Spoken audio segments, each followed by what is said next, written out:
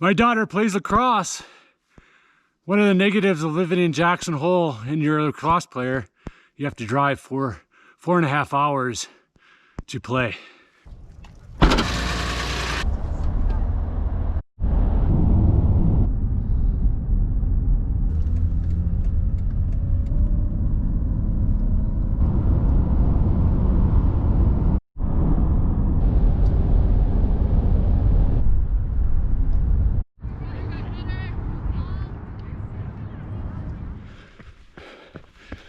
Not only does she love to play lacrosse, she loves race cars, specifically Lamborghinis and Ferraris. So while we were in Salt Lake, we had a lot of downtime, and I suggested we take a walk past the Ferrari showroom. So as we were walking past the Ferrari showroom, we noticed that they're still open. And I said, hey, let's go in. She goes, no, no, no, no, no. And I finally convinced her that we should go in. Nothing to lose by going in. And as soon as we crested the doorway, the nice but very curt receptionist asked us if she could help us. And I mentioned that to the left, the red car was my daughter's dream car, and could we look at it? And she said, sure, but we asked that you don't touch or take photos. So I said, hey, no problem. She just wants to look at it. And before we could take maybe 5 more steps towards the car, in the back of the showroom, in the corner room, walks this guy with slick back hair towards us. I'm like, oh no, here we go. And he approaches us, and he immediately takes to my daughter. Asked her, you know, do you like cars? And she had a big smile on her face. I love cars. Do you like Ferraris? I love Ferraris. And this guy was the most amazing guy.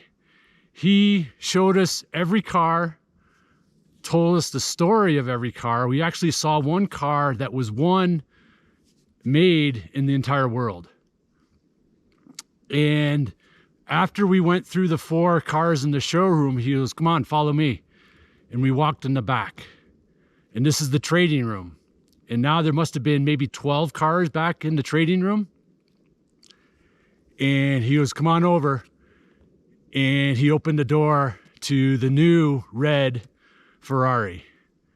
And he looks towards my daughter and he goes, let me show you how the proper way to get in the car. Because these seats are made of fine leather. There's a proper way to get in the Ferrari.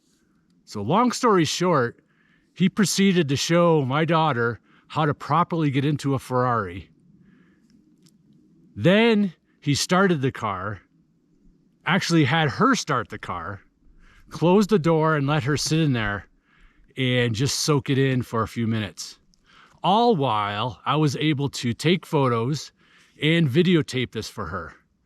And she revved the engine. She got one of the most amazing experiences of her life because we just took a chance to walk in, not worrying about what was going to happen and what they were going to. We were in shorts, just coming from the game. You know, obviously didn't look the part of a Ferrari couple.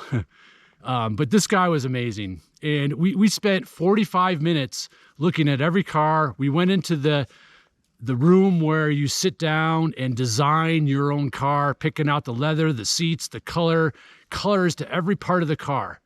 And I can't tell you the smile on my daughter's face when we walked out of there.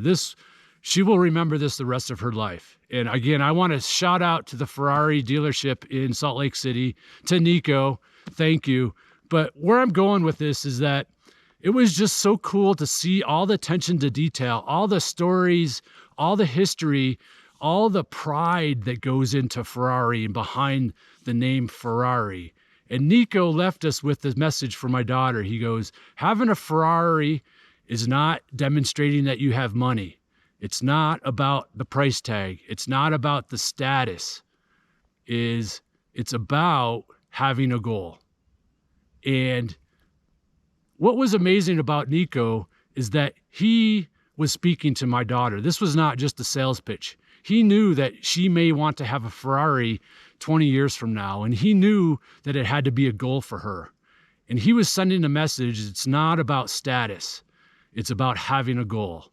And that's no different than running. And with this, the pride that goes in taking care of the car, I think needs to be reflective of how we take care of our body as runners. And what I'm doing today is I'm out on Snow King, coming up on Farron's now. I'm on the single track. It's beautiful out. I'm testing the new Salomon Ferraris. These are the S Lab Cross from Salomon. Brand new, I just got them, first maiden voyage. You can consider the S Lab line of Salomon shoes as the Ferrari line. Fast, light, and I'm trying them out mainly for winter as winter's approaching. So, but getting back to the Ferrari story and taking care of our body, and there's one crucial way to create longevity and be able to run how we want to run and feel good for as long as we want to throughout our life. And that's our foot strike. And today I'm back to kind of maybe winter mode a little bit and changing up my season now. And I'm starting to really go into what I call strength running. So I'm running up 1,500 feet of climbing, and I'm really working on my foot strike. How we use our feet matter. How we strike the ground matters.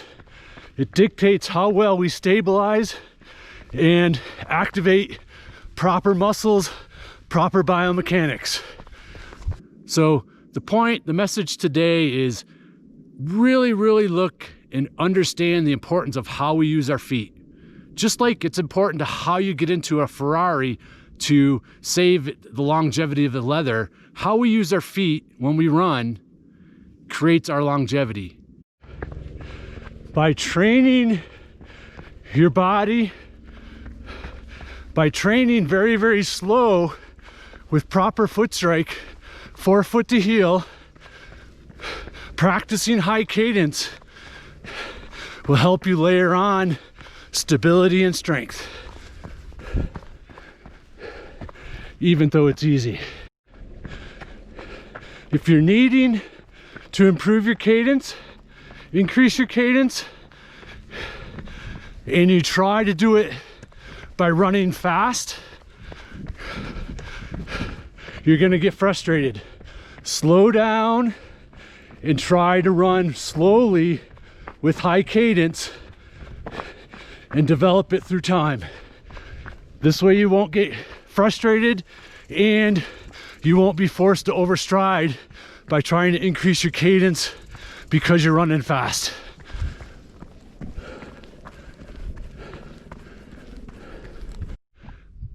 And it's crucial to do a run like this alone.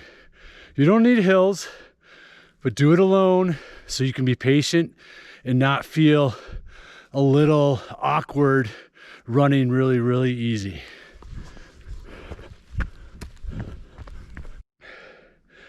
What's so powerful about this is that working on your foot strike, working on your cadence, keeping everything underneath you, engages your glutes better, your glute medius, your stabilizers, and allows stress to be taken off your hip flexors.